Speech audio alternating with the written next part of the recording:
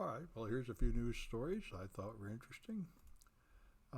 One obvious solution, if you want baby formula and you can't find it in America, would be to just order it from Canada.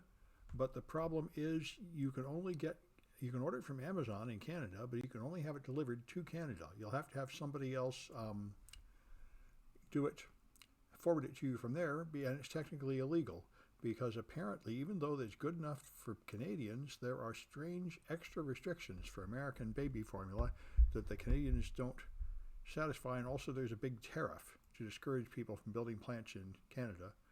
So anyway, that's an interesting fact. Yeah, it's Tuesday and Friday, and we will continue with the podcasts. Yeah. All right. Anyway, there was these two guys, they're not blurred out here, decided to blow up the Democratic Party headquarters in Sacramento. They planned it. They figured they were going to die doing it. They got a bunch of real pipe bombs and guns and everything. And one of their friends turned them in, sent in some information to the FBI, said, this guy is psycho. He's talking crazy. He's got a bunch of guns and bombs, and you should investigate him. And they caught him. So it's interesting to see, it's not like, even though this is blue California,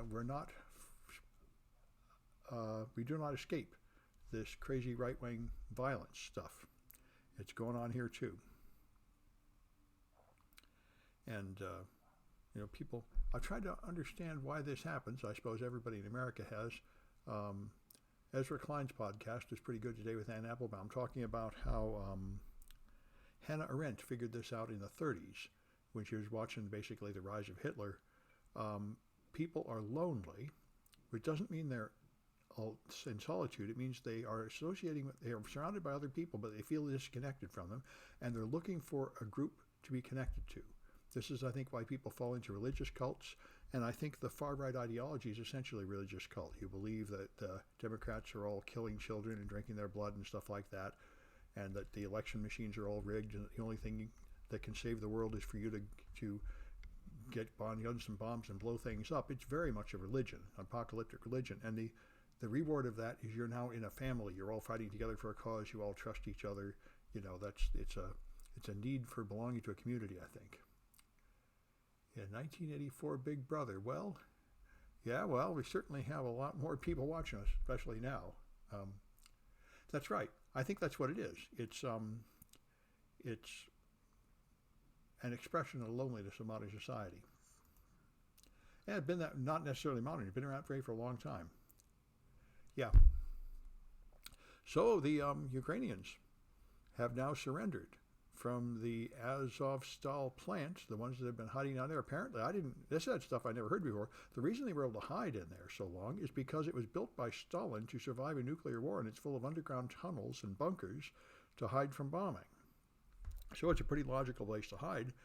Now that they have surrendered, they've surrendered to the Russians. The Russians have bussed them to Russian territory, and they haven't made clear what they're going to do. The Ukrainian government says, we'll trade prisoners to get them back, but at least one of the Russian leaders says, no, these people are Nazis, we must execute them all. So we will see what happens. By the way, from what I've heard, it's not entirely false that they're Nazis. This area is actually where the far-right people are in Ukraine.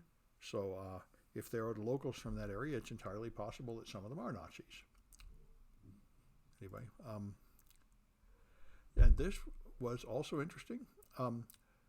Even Rwanda's genocide, one of the most notorious genocides in history, I didn't know this. The ruling party caused the killing not by sending soldiers, but just by going on the radio and telling ethnic Hutus that they must kill the Tutsis. And just by telling them to do that on the radio, they formed mobs and killed their neighbors, which I'd say is pretty much what's happening right now with Tucker Carlson and One American News and the right-wing media telling, and Madison Cawthorn and Marjorie Taylor Greene and Donald Trump, it's all telling people that the Democrats are evil, they're stealing the election.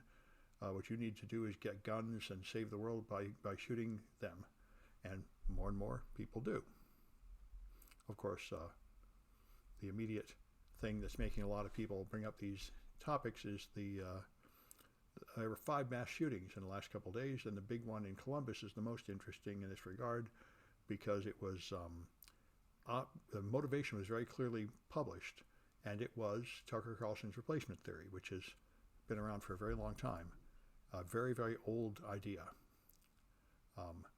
And by the way, in case anybody wants to blame Republicans entirely for it, it was the Democrats pushing the replacement theory back when the Democrats were on the Dixiecrat side, when the Democrats had the South, and they pushed racism in the South. They did that, and it was a politically winning campaign for them until the 60s, when Richard Nixon decided to implement the Southern strategy so Republicans would win the South by being more racist than the Democrats. And that led to the current situation where the Republicans are the racist and the Democrats are the anti-racist. They have traded places because, of course, originally Democrats were the racists upholding slavery, and the Republicans started with Abraham Lincoln resisting slavery. So it's not like one of the parties has had a consistently moral position here. They've just traded places on the dance floor. But right now, the Republicans are way over on the side of violent extremism.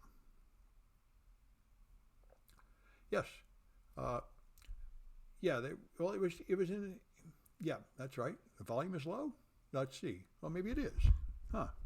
It does look like it's less than usual. I wonder if I can fix that. Well, I'll try it after this news. But you're right, the volume does look much lower than usual. Let me see if I can find it. Properties. Not there. There. Huh. Well,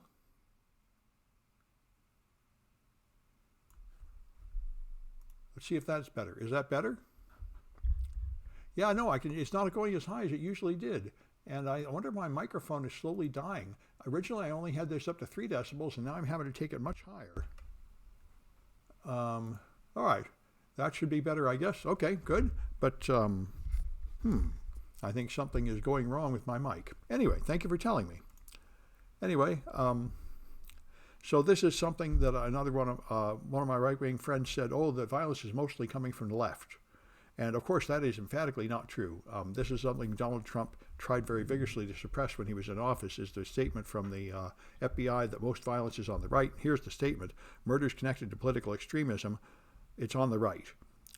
And Islamic, and then left-wing is 4 and other is 1. It's essentially all on the right. The right have the guns, the right push the violence in modern America, which again is not to say that it's always that way. There are plenty of places, like in Central America, where it's the left that is crazy and violent. So, it's not like it has anything to do with whether you're on the right or the left intrinsically. It just happens to be the right that is pushing political violence right now in America.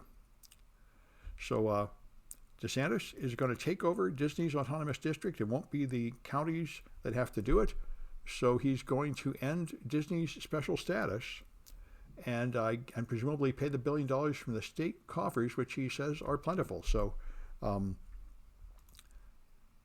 it's that nonsense is continuing. This one I didn't know about. California passed a law that you must have women on your board of directors at every company. And that has been ruled unconstitutional. You are not allowed to have affirmative action policies with quotas like that in government, apparently. And they said they knew it was illegal when they passed it. They knew it would never hold up in court and you wouldn't be able to enforce it. And as soon as it was challenged, it would fall apart. But they did it to make a symbolic gesture. Which is, as far as I can tell, the favorite thing Democrats like to do is to make pointless symbolic gestures.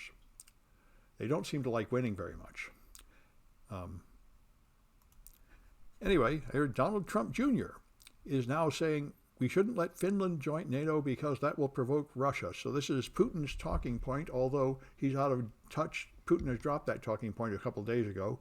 But apparently, Donald Trump Jr. is a pawn of Putin, just like Donald Trump Sr. So anyway, repeating Putin's talking points was, of course, Donald Trump's big thing. And most of the Republicans have not gone along with that lately. It's one of the ways they've broken with Trump. They are mostly in favor of Ukraine resisting Russia, even though Donald Trump certainly would not be. Yeah, apparently it's a whole family affair.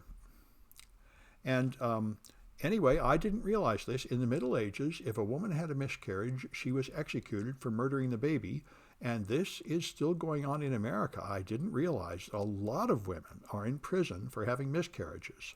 In Oklahoma and other states, what happens is if you have a miscarriage, and they can find that you did something that they regard as unhealthy, like this woman was using methamphetamines, then they can jail you for killing your baby by doing that. And they have. So she's was in prison for 3 years and then guilty of first-degree manslaughter and sentenced to 4 years behind bars. And there are a lot of women in that position. I was unaware that we had women in prison for miscarriages in America nowadays, but we really do. I think stillbirth is a similar thing. I don't know if it's exactly the same, but anyway, it is pretty amazing. This is go back to the Middle Ages, this kind of thinking. But that's where we're at. This is why I really wish that the Democrats would stop doing stupid things like trying to pass this Roe versus Wade only more so bill, which they knew would fail, and instead get down to they should try passing bills that say married couples are allowed to have birth control, something like that. Something that they think is already a right, but obviously is no longer going to be a right, and something that will divide the Republicans. If you just said married couples should be allowed to use birth control, half the Republicans would say yes, and half of them would say no, and this is how you win. You divide your enemy. You don't do stupid things where your own team doesn't even agree on it. You divide your team and leave the other team united, which is what the Democrats keep doing. That's why, I hope AOC takes out Chuck Schumer because he's a flaming moron and he's dooming the Democrats. Anyway, that's enough news.